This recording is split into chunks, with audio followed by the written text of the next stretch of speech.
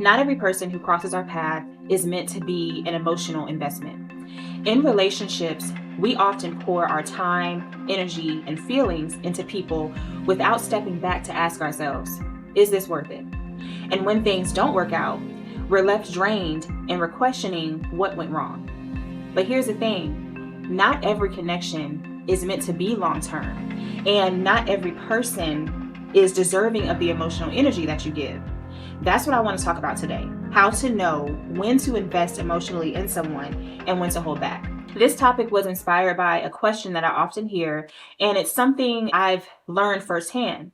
Emotional investment isn't discussed nearly enough, and it's where relationships often begin.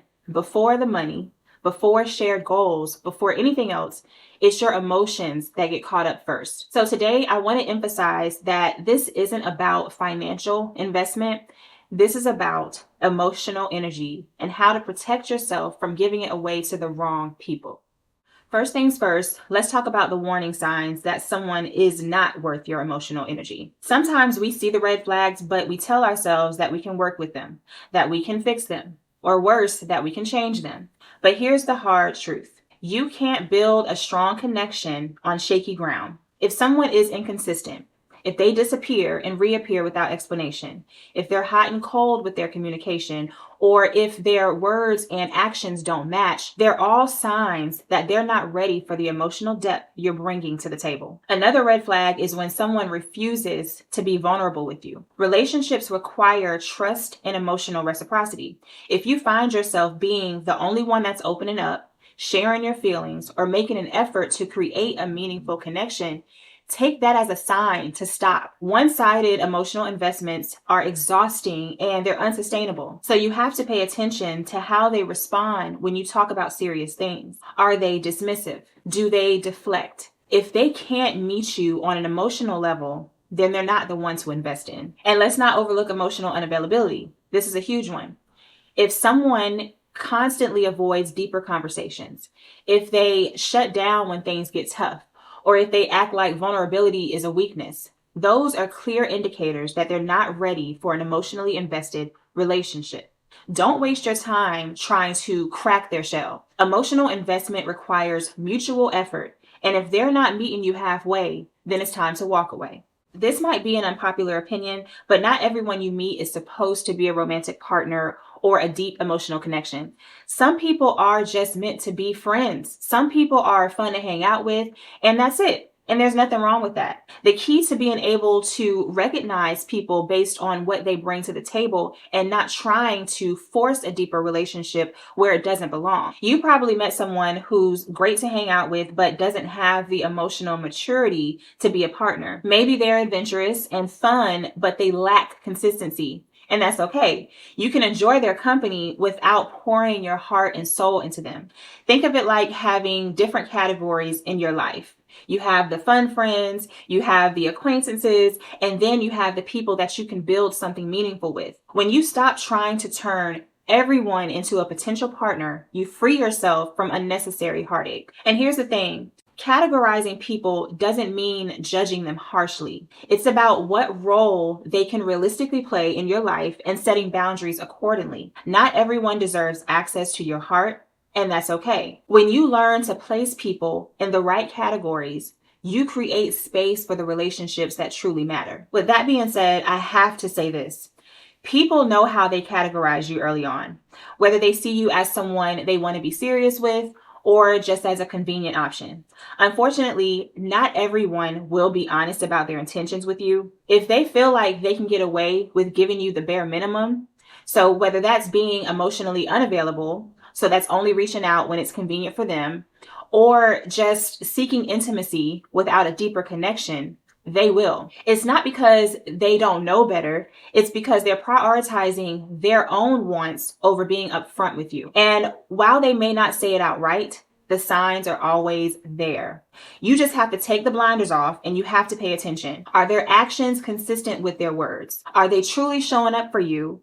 Or are they just keeping you around for their own benefit? When you start looking at what they do instead of just listening to what they say, the truth becomes much clearer. Now let's flip the script. What are the signs that someone is worth investing in? The first and most important thing is consistency. Someone who shows up for you, who communicates regularly, and who follows through on their promises is someone you can trust. Emotional investment requires a foundation of reliability, and if they've shown you that they've been consistent, that's a great start. Another green flag is emotional maturity. Do they take accountability for their actions? Do they know how to handle conflict without shutting down or lashing out?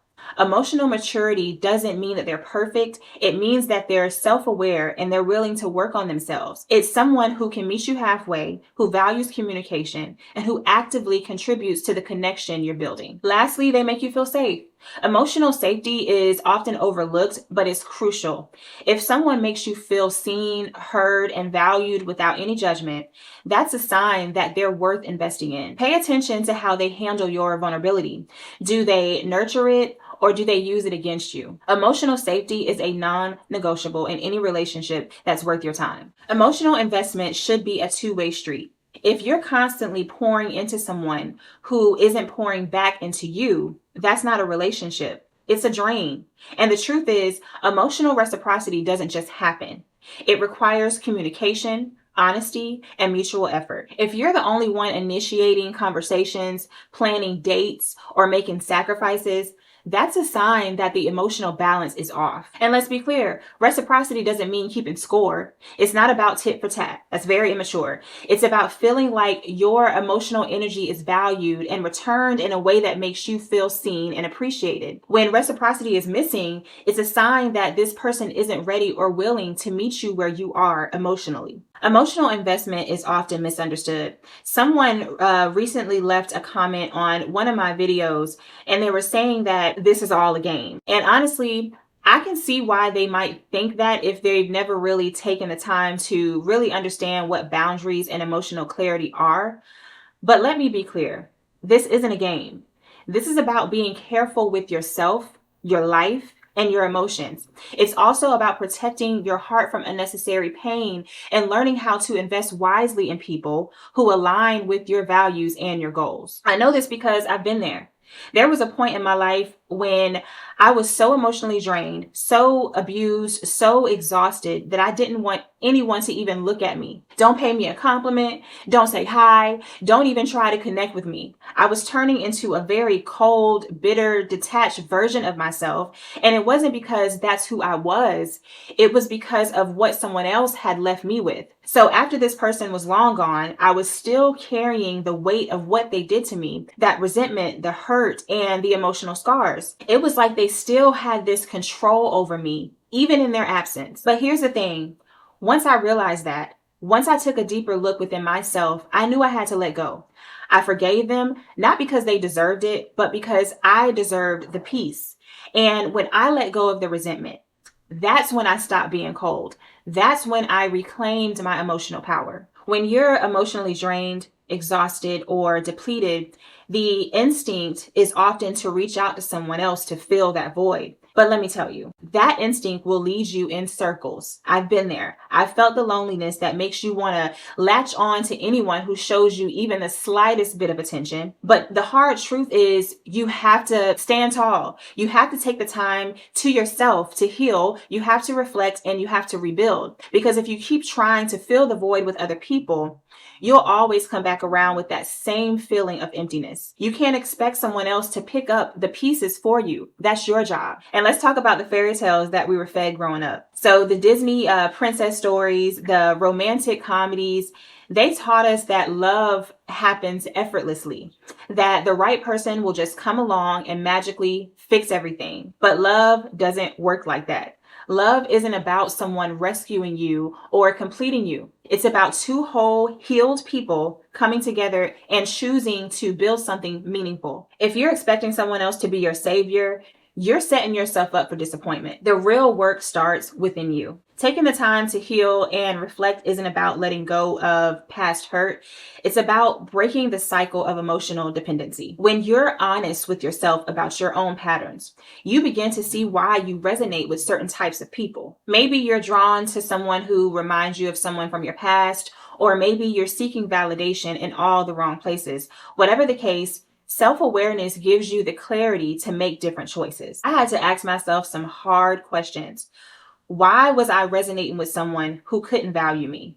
Why was I investing in people who took more than they gave? When I found those answers, I realized it wasn't just about them. It was about me. It was about my fears, my insecurities, my need to feel needed. Self-awareness really forced me to confront those parts of myself and to do the inner work to heal them. And that's what allowed me to set better boundaries and invest in people who truly align with me. Before you decide who to invest in emotionally, you need to start with yourself.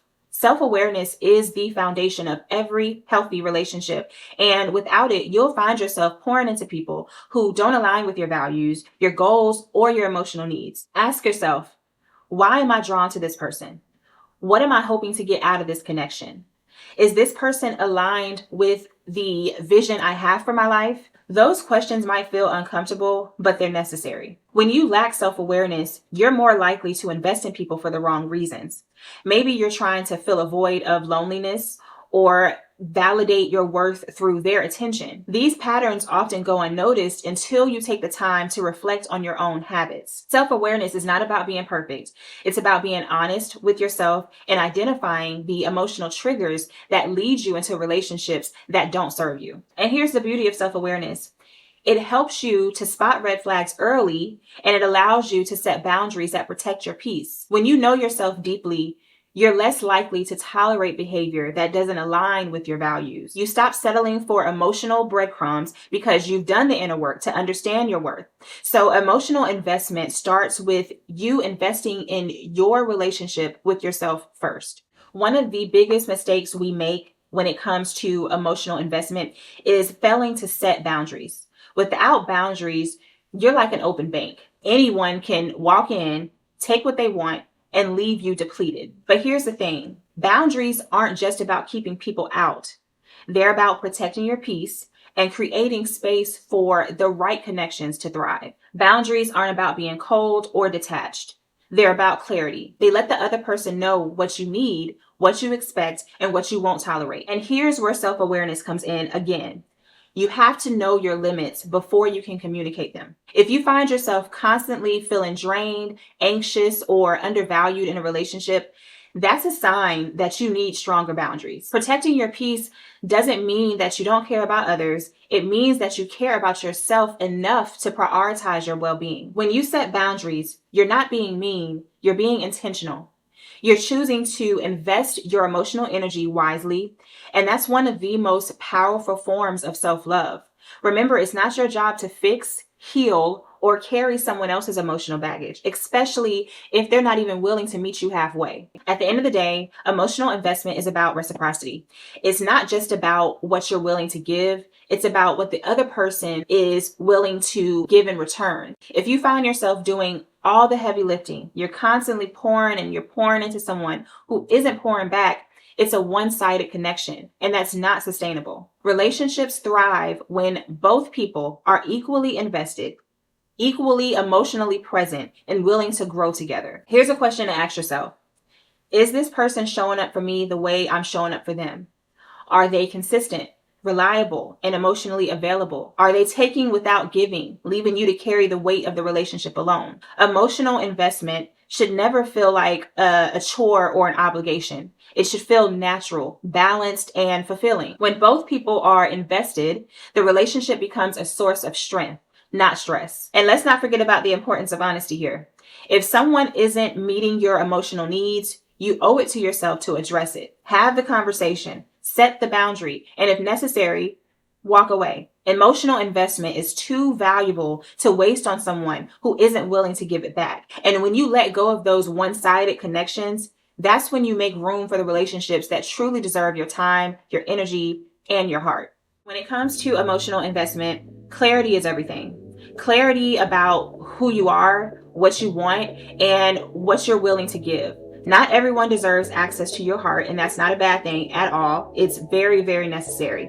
So by being intentional and self-aware and honest, you create the space for meaningful connections to flourish while letting go of the ones that drain you. Remember, emotional investment is a choice, so you have to make it wisely. Protect your peace, and never settle for less than you deserve. Thank y'all so much for watching. If you like this video, let me know in the comments below. Don't forget to like and subscribe, and I will see y'all in the next one. Love y'all. Bye.